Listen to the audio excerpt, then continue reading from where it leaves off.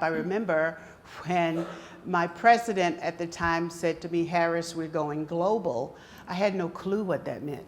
I'm like, okay, sounds good, we're going global. So we ended up, working with all the women leadership networks, or we formed the women's leadership networks around the globe.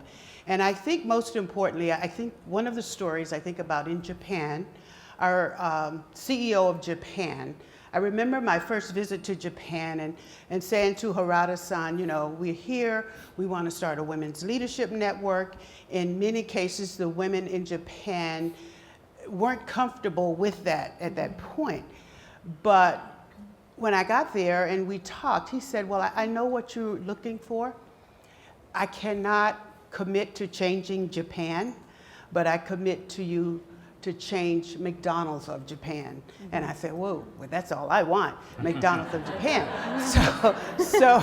So at that time, he held everyone, all his leaders accountable. We had no women leaders. We had no women officers. Many of the women in the restaurant were not managers and did not want to be managers. But he really went full speed in saying, we want to do this. This is something we're going to do. I want to do it. And as it turned out, women are now managing restaurants all over Japan.